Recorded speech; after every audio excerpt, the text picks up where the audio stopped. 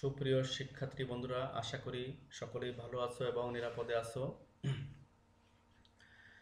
তো আজকের পাঠ তোমাদের একাদশ অধ্যায়ের ফ্যাটি অ্যাসিড। গত পাঠে তোমাদের সাথে আলোচনা করেছিলাম অ্যালকোহলের প্রস্তুতি, ধর্ম ও ব্যবহার। তো আজকে তোমাদের সাথে ফ্যাটি অ্যাসিড নিয়ে আলোচনা করব। শিক্ষার্থী বন্ধুরা, আজকের পাঠ থেকে তোমরা জানতে পারবে ফ্যাটি অ্যাসিডের সংজ্ঞা জানতে পারবে, ফ্যাটি অ্যাসিড প্রস্তুত প্রণালী সম্পর্কে জানতে পারবে, ফ্যাটি অ্যাসিডের ভৌত রাসায়নিক ধর্ম সম্পর্কে জানতে পারবে এবং ফ্যাটি অ্যাসিডের ব্যবহার জানতে পারবে।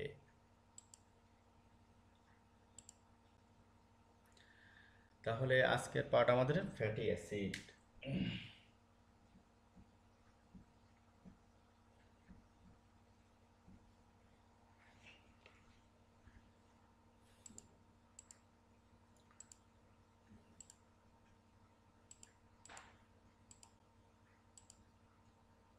আমরা প্রথমে দেখে আসি ফ্যাটি অ্যাসিডের সংজ্ঞা। দেখো, একটি কার্বক্সিল মূলকযুক্ত একটি কার্বক্সিল মূলক বিশিষ্ট অ্যালিফ্যাটিক জৈব যৌগসমূহকে ফ্যাটি অ্যাসিড বলে। আমরা দেখো, ফ্যাটি অ্যাসিডের কার্যকরী মূলক, ফ্যাটি অ্যাসিডের কার্যকরী মূলক কি? বন্ড COOH, এটি হচ্ছে কার্বক্সিল মূলক, এটি হচ্ছে কার্বক্সিল মূলক।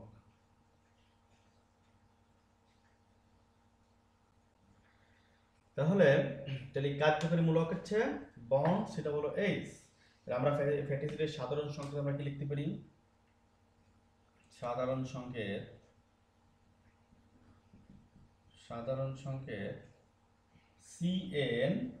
CnH2n প্লাস 1 COOH, মানে RCOOH। এই R মানে হচ্ছে কি? CnH2n প্লাস 1, এটা হচ্ছে R। দেখো, R মানে কি কি হতে পারে? R সমান সমান হচ্ছে CH3 হতে পারে, CH2 হতে পারে, এভাবে অ্যালকাইল মূলকগুলো হবে। তো লক্ষ্য করো, আমরা সাধারণ সংকেত পেলাম CnH2n প্লাস 1 COOH। এখানে n ইকুয়াল টু 0 থেকে শুরু হবে, 0 1 2 3 ডট ডট ডট। তাহলে লক্ষ্য করো, আমরা n এর মান এক একটা করে বসাবো, তো এক একটা করে ফ্যাটি অ্যাসিড হবে। লক্ষ্য করো, n এর মান যদি আমরা 0 বসাই, তাহলে এই ফর্মুলাতে যদি আমরা 0 বসাই, তাহলে প্রথমটা হবে HCOOH, এটা হচ্ছে ফর্মিক অ্যাসিড, এটা হচ্ছে, বা এটা আমরা আন্তর্জাতিক নাম লিখি মিথানোয়িক অ্যাসিড, মিথানোয়িক অ্যাসিড। এর বাণিজ্যিক নাম হচ্ছে ফর্মিক অ্যাসিড। n এর মান যদি আমরা 1 বসাই, তাহলে কি হবে? CH3COOH, এটা হচ্ছে ইথানোয়িক অ্যাসিড, ইথানোয়িক অ্যাসিড। এভাবে আমরা n এর মান যদি 2 বসাই, তাহলে কি হবে? CH3CH2COOH, এটা হচ্ছে propanoic acid, propanoic acid, propanoic acid. তাহলে এভাবে আমাদের দেখো, এভাবে আমাদের মিথানোয়িক অ্যাসিড, প্রোপানোয়িক অ্যাসিড, তাহলে না, methanoic acid, ethanoic acid, propanoic acid, butanoic acid, pentanoic acid, এভাবে হেক্সানোয়িক অ্যাসিড, হেপ্টানোয়িক অ্যাসিড, এভাবে অ্যাসিডের নামগুলো হবে। দেখো, একটা বিষয় জানো যে আসলে এই মিথানোয়িক অ্যাসিডের দেখো আরেকটা নাম লিখছি ফর্মিক অ্যাসিড, হচ্ছে বাণিজ্যিক নাম। ইথানোয়িক অ্যাসিডের আরেকটা নাম দেখো অ্যাসিটিক অ্যাসিড। এর আরও আছে এর, এটা যেমন এটাকে আমরা ভিনেগার বলে জানি, তবে সিরকা যখন ব্যবহারিক ক্ষেত্রে, তা আমরা পরে আরও জানতে পারবো।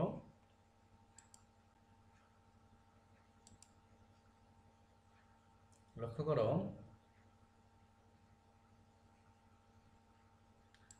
ফ্যাটি অ্যাসিড প্রস্তুতি, ফ্যাটি অ্যাসিড প্রস্তুতি। তো দেখো,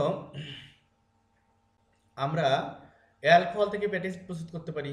পরীক্ষাগারে কিভাবে ফ্যাটি অ্যাসিড প্রস্তুত করা যায়, যে অ্যালকোহল থেকে, অ্যালকোহল যেমন ইথানলকে গাঢ় সালফিউরিক অ্যাসিড ও পটাশিয়াম ডাইক্রোমেটের উপস্থিতিতে জারিত করলে প্রথম ধাপে অ্যাসিটালডিহাইড বা ইথানল উৎপন্ন হয়। উৎপন্ন ইথানলকে পুনরায় পটাশিয়াম ডাইক্রোমেট ও গাঢ় সালফিউরিক অ্যাসিডের প্রভাবে জারিত করলে ফ্যাটি অ্যাসিড তথা ইথানোয়িক অ্যাসিড উৎপন্ন হয়। দেখো, এই যে জারণ করার জন্য যে জাইমান অক্সিজেনটা, এটা কিভাবে সৃষ্টি হয়, কিভাবে তৈরি হয়, এই গাঢ় সালফিউরিক অ্যাসিড এবং পটাশিয়াম ডাইক্রোমেট এর বিক্রিয়ায় কি কি উৎপন্ন হয়, পটাশিয়াম সালফেট, ক্রোমিয়াম সালফেট আর পানি এবং জাইমান অক্সিজেন। এই জাইমান অক্সিজেনই কিন্তু মূলত দেখো ইথানলকে প্রথমে জারিত করতে আসে। এই জারিত করে উৎপন্ন করে ইথানল, ইথানল আর হচ্ছে পানি। এই যে ইথানল বা অ্যাসিটালডিহাইড, এই ইথানলকে পুনরায় আবার জারিত করে ফ্যাটি অ্যাসিডে রূপান্তরিত করে। এটাই তোমার ফ্যাটি অ্যাসিড বা ইথানোয়িক অ্যাসিড। এভাবে ফ্যাটি অ্যাসিড উৎপন্ন হয়। আমরা আরো একটা প্রস্তুতি দেখব, লক্ষ্য করো, অ্যালকাইল হ্যালাইড থেকে। অ্যালকাইল হ্যালাইড কারা, এটা আমরা বুঝি আগে, যে অ্যালকাইল হ্যালাইড, লক্ষ্য করো, অ্যালকাইল হ্যালাইড থেকে। অ্যালকাইল হ্যালাইড হচ্ছে, দেখো আমরা এইটা কি অ্যালকাইল মূলক আমরা বলেছিলাম আর বন্ড যারা প্রতি অ্যালকাইল মূলকের প্রতীক, তাহলে সেটা কি হতে পারে, CH3 হতে পারে, CH3 CH2 হতে পারে, এভাবে মিথাইল মূলক, ইথাইল মূলক, প্রোপাইল মূলক। তা আমরা আর হ্যালোজেন হচ্ছে কি x দ্বারা প্রকাশ করি আমরা, x ইকুয়াল টু কি ফ্লোরিন, ক্লোরিন, ক্লোরোবিন, আয়োডিন, তাই না? তাহলে আমরা যদি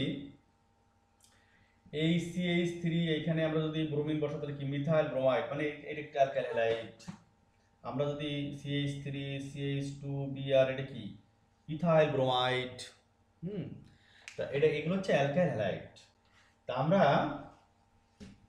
অ্যালকাইল হ্যালাইড যেমন ethyl bromide, CH3 CH2 Br, ethyl bromide, ethyl ব্রোমাইডকে আমরা যদি পটাশিয়াম সায়ানাইডের সাথে উত্তপ্ত করি, তাহলে উৎপন্ন হবে কি ইথাইল সায়ানাইড।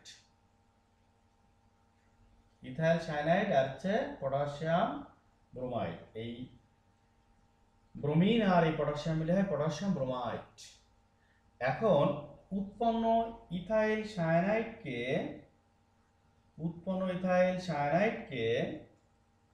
আমরা যদি আদ্র বিশ্লেষণ করব, আদ্র বিশ্লেষণ, হাইড্রোক্লোরিক অ্যাসিডের উপস্থিতিতে আমরা আদ্র বিশ্লেষণ করলে উৎপন্ন হবে কি প্রোপানয়িক অ্যাসিড, প্রোপানয়িক অ্যাসিড আর অ্যামোনিয়া। লক্ষ্য করো, এক্ষেত্রে কিন্তু একটা কার্বন সাইকেল বৃদ্ধি পায়। এক্ষেত্রে একটা কার্বন, দেখো আমরা প্রথমে নিয়েছিলাম 2 কার্বন বিশিষ্ট একটা যৌগ, কিন্তু এখানে লাস্ট এসে পেলাম আমরা 3 কার্বন বিশিষ্ট একটা যৌগ, একটা উৎপাদ পেলাম। তাহলে এখানে কিন্তু দেখো কার্বন শিকল আসলে বৃদ্ধি পায়, কার্বন শিকল একটা বৃদ্ধি পায়, তাই না? আর তোমরা দেখছিলে যে তোমার ডিকার্বক্সিলেশন বিক্রিয়া থেকে কার্বন শিকল একটা হ্রাস পাইছিল, আবার উডস বিক্রিয়াতে কার্বন শিকল বৃদ্ধি পাইছিল, আর এখানেও দেখো কার্বন শিকল কি হয়, বৃদ্ধি পায়। তাহলে এখানে কিন্তু আমরা 2 কার্বন নিয়েছিলাম প্রথমে, সেখানে এসে 3 কার্বন বিশিষ্ট একটা সদস্য পেলাম আমরা।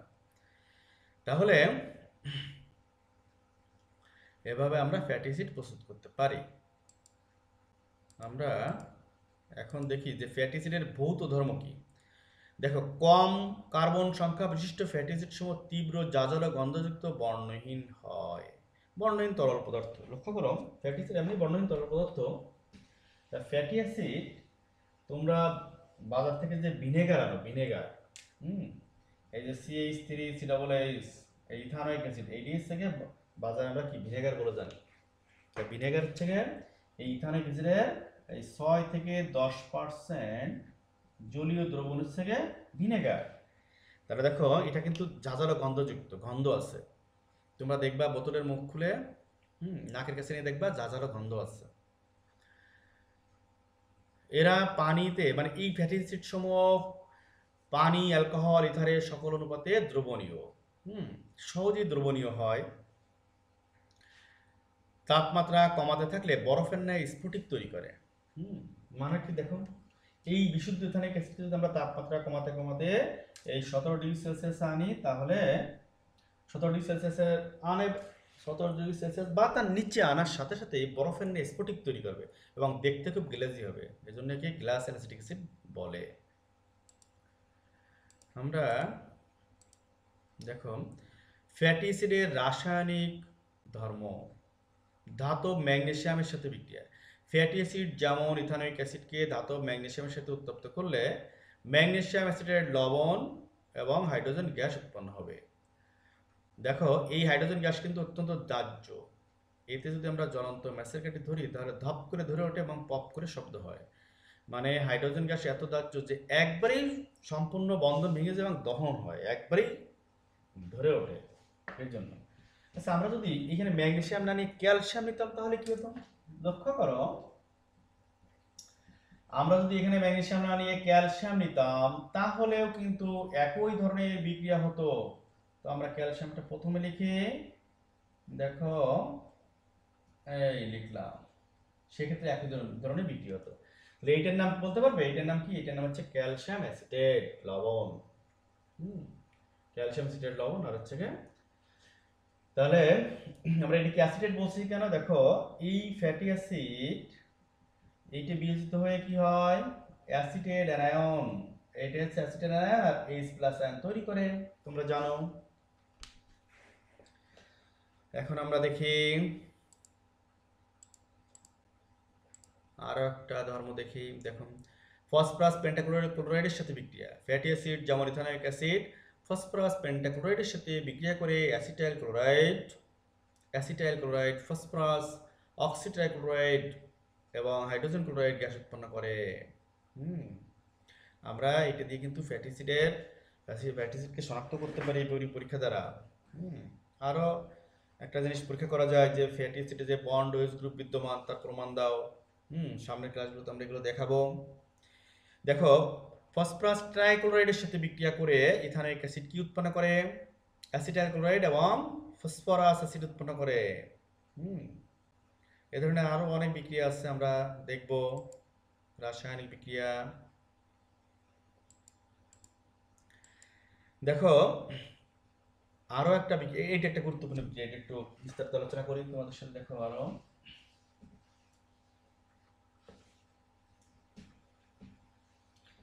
তার আগে ওই বিক্রিয়াটাতে আমরা একটা জিনিস একটু ব্যাখ্যা করে আসি। দেখো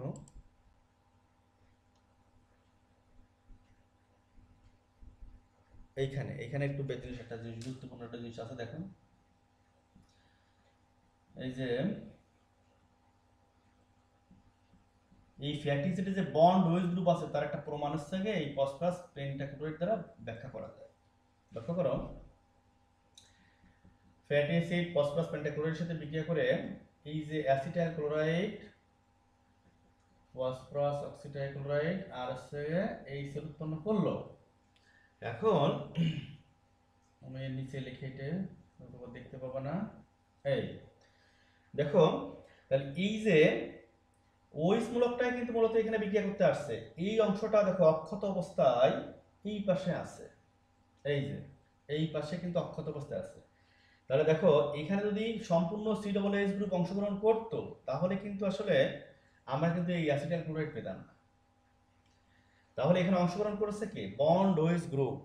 এই জন্য একটা প্রশ্ন আছে যে ইথানোয়িক অ্যাসিড বা এক কথায় ফ্যাটি অ্যাসিডে যে বন্ড ওয়েজ গ্রুপ বিদ্যমান তার প্রমাণ দাও। মানে এই COOH গ্রুপের মধ্যে বন্ড ওয়েজ গ্রুপ আছে তার একটা প্রমাণ আমরা এখান থেকে পেতে পারি, তাই না? তো দেখো আমরা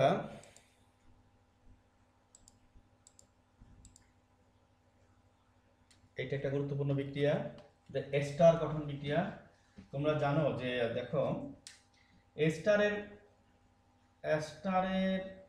কার্যকরী মূলক কি? বন্ড COOR, তাই না? তাহলে দেখো বিভিন্ন ধরনের এস্টার। তাহলে এস্টার যে ফ্যাটি অ্যাসিড যেমন ইথানোয়িক অ্যাসিড গাঢ় সালফিউরিক অ্যাসিডের সাথে বিক্রিয়া করে এই গাঢ় সালফিউরিক অ্যাসিডের উপস্থিতিতে অ্যালকোহলের সাথে বিক্রিয়া করে ইথাইল অ্যাসিটেট বা এস্টার গঠন করে। লক্ষ্য করো আমরা এখানে আমরা ফ্যাটি অ্যাসিড আমরা যেমন আমরা ইথানোয়িক অ্যাসিড নিতে পারি, প্রোপানোয়িক অ্যাসিড নিতে পারি, তো আমরা এখানে ইথানোয়িক অ্যাসিড দিয়েই করি। এটা ইথানোয়িক অ্যাসিড। দেখো উপস্থিতি থাকবে থেকে সালফিউরিক অ্যাসিড, গাঢ় সালফিউরিক অ্যাসিডের উপস্থিতিতে ইথানলের সাথে বিক্রিয়া করে, ইথানল মানে কি, এটা হচ্ছে অ্যালকোহল, সাথে বিক্রিয়া করে আমি নিচে লিখি এস্টার গঠন করে। এটা হলো ইথাইল অ্যাসিটেট বা এস্টার আর পানি। তাহলে হচ্ছে ইথাইল অ্যাসিটেট, ইথাইল অ্যাসিটেট বা এস্টার, এস্টার এস্টার গঠন করে। তাহলে লক্ষ্য করো এস্টার আমাদের অনেক কাজে লাগে।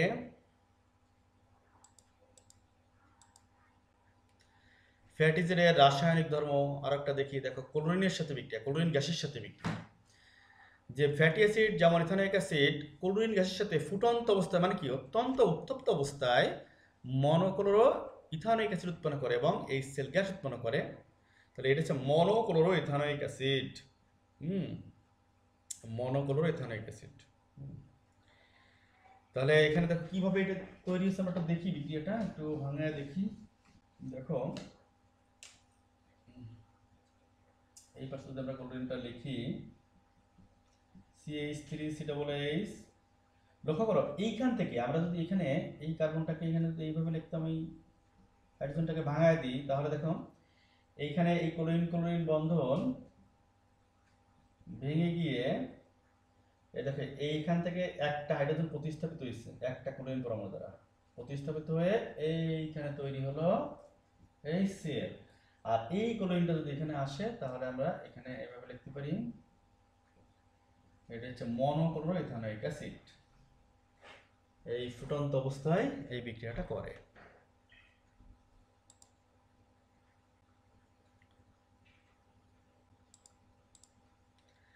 আমরা এখন দেখব ফ্যাটি অ্যাসিডের ব্যবহার কি। লক্ষ্য করো অনেক ব্যবহার রয়েছে, তার মধ্যে আমরা কয়েকটা ব্যবহার জানি। দেখো ভিনেগার তৈরিতে, ওই যে বলেছিলাম না ভিনেগারটা কি, আসলে ভিনেগার তোমরা অনেক কাজে দেখো ব্যবহার করো, যে মাছ মাংস মেরিনেট করার জন্য, আচার সংরক্ষণে, তাই না, আমরা ভিনেগার ব্যবহার করি। খাদ্যদ্রব্য সুস্বাদু করতে ভিনেগার ব্যবহার করা হয়। তাহলে ভিনেগার থেকে ইথানোয়িক অ্যাসিডের, এই যে ইথানোয়িক অ্যাসিডের 6 থেকে 10% জলীয় দ্রবণকে ভিনেগার বলে। 6 থেকে 10% জলীয় দ্রবণকে ভিনেগার বলে। তোমরা দেখবা বাজার থেকে যে ভিনেগারটা আনো তোমরা, সেখানে সেই বোতলের গায়ে লেখা আছে সিরকা, লেখা আছে দেখবা। অ্যাসিটোন তৈরিতে ফ্যাটি অ্যাসিড ব্যবহৃত হয়, সেলুলোজ অ্যাসিটেট বা কৃত্রিম সিল্ক তৈরিতে ফ্যাটি অ্যাসিড ব্যবহৃত হয়, ইথাইল অ্যাসিটেট তৈরিতে ফ্যাটি অ্যাসিড ব্যবহৃত হয়, অ্যামাইল অ্যাসিটেট তৈরিতেও ফ্যাটি অ্যাসিড ব্যবহৃত হয়। এগুলো আমাদের শিল্প কারখানায় বিভিন্ন সময় দ্রাবক হিসেবে লাগে। তারপরে বিভিন্ন রকম আরো অন্যান্য তোমার বিভিন্ন রিয়েজেন্ট তৈরি করতে লাগে, বিকারক তৈরি করতে লাগে।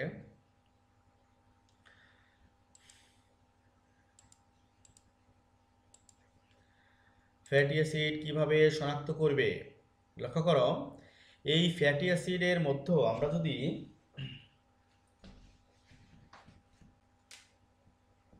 ফ্যাটি অ্যাসিড এর মধ্যে আমরা যদি সোডিয়াম কার্বনেট দিতে পারি, আবার সোডিয়াম বাইকার্বনেট দিতে পারি, তো আমরা সোডিয়াম বাইকার্বনেট দিয়ে করাই। এই সোডিয়াম বাইকার্বনেট এর সাথে উত্তপ্ত করলে সোডিয়াম অ্যাসিটেট, সোডিয়াম অ্যাসিটেট পানি আর কার্বন ডাইঅক্সাইড উৎপন্ন করবে। এই যে কার্বন ডাইঅক্সাইড গ্যাস, এই যে কার্বন ডাইঅক্সাইড গ্যাস, এই কার্বন ডাইঅক্সাইড গ্যাস যদি আমরা চুনের পানি, স্বচ্ছ চুনের পানি, চুনের পানির সংকেত কি ক্যালসিয়াম হাইড্রোক্সাইড, এটা হচ্ছে চুনের পানির সংকেত, চুনের পানি, এই স্বচ্ছ চুনের পানিতে যদি এই কার্বন ডাইঅক্সাইড প্রবেশ করা হয় তাহলে চুনের পানি কি হবে, গোলা হবে। এই চুনের পানি ঘোলা হওয়ার জন্য দায়ী কি? তাহলে চুনের পানি ঘোলা হবে আমরা কি ক্যালসিয়াম কার্বনেট এবং পানি উৎপন্ন করবে। তাহলে এই ক্যালসিয়াম কার্বনেটটা হচ্ছে ঘোলা হওয়ার জন্য দায়ী। এখানে কি অদক্ষেপ পড়বে, সাদা দুধের মতো অদক্ষেপ পড়বে, সাদা দুধের মতো অদক্ষেপ পড়বে। এই পরীক্ষা থেকে আমরা কিন্তু ফ্যাটি অ্যাসিড শনাক্ত করতে পারি। আরো অনেক পরীক্ষা রয়েছে, আমি যদি আরো একটা বলি দেখো। তাহলে আবার আরো একটা ঘটনা শোনো, এই যে চুনের পানি ঘোলা হলো, আমরা যদি কিছুক্ষণ পরে, মনে করো 3-4-5 মিনিট পরে, আমরা যদি এই গুলা চুনের পানিতে আমরা এইগুলা চুনের পানিতে ক্যালসিয়াম কার্বনেট আর পানি, এইগুলা চুনের পানিতে যদি আমরা অতিরিক্ত কার্বন ডাইঅক্সাইড প্রবেশ করাই কিছুক্ষণ পর, তাহলে কিন্তু আবার আবার পুনরায় স্বচ্ছ হয়ে যাবে।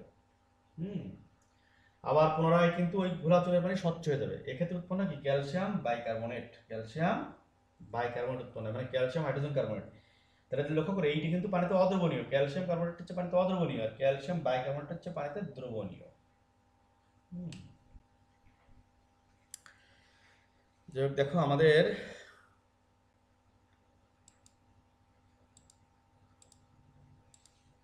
আরো একটা প্রশ্ন আমরা একটু দেখে আসি, যে গ্লাসিয়াল অ্যাসিটিক অ্যাসিড কি? ওই যে বলছিলাম না গ্লাসিয়াল অ্যাসিটিক অ্যাসিড, যে খুবই গ্লেজি দেখতে, একটু বলি আমি। দেখো আমরা যদি বিশুদ্ধ 100% ইথানোয়িক অ্যাসিড, 100% ঠিক পাওয়া যায় না, তা আমরা ধরি যে বিশুদ্ধ 100% ইথানোয়িক অ্যাসিডকে যদি আমরা তাপমাত্রা কমাতে কমাতে, মানে মানে তাপমাত্রা হ্রাস করব ফ্রিজে রেখে, তাপমাত্রা কমিয়ে যদি 17 ডিগ্রি সেলসিয়াস, 17 ডিগ্রি সেলসিয়াসে নিয়ে আসি, তাহলে ইহা জমে কঠিন বরফের ন্যায় স্ফটিক তৈরি করবে। এর সময় দেখতে খুব গ্লেজি হবে। এই কারণে এই বিশুদ্ধ ইথানোয়িক অ্যাসিডকে গ্লাসিয়াল অ্যাসিটিক অ্যাসিড বলে। গ্লাসিয়াল গ্লাসিয়াল অ্যাসিটিক অ্যাসিড বলে। গ্লাসিয়াল অ্যাসিড মানে গ্লাসিয়াল অ্যাসিটিক অ্যাসিড। দেখো তোমরা অনেক সময় ওই যে দেখো ফালুদা খাইছো না, ফালুদা, এই ফালুদা যে সাবুদানাগুলো ভিজলে কেমন হয়, যে ফুলে উঠলে যখন চকচক করে ওইরকম চকচকে দেখাবে, হ্যাঁ গ্লেজি খুব, এটা ওইরকম গ্লেজি দেখাবে। এই জন্য আমরা এটাকে বলি গ্লাসিয়াল অ্যাসিটিক অ্যাসিড।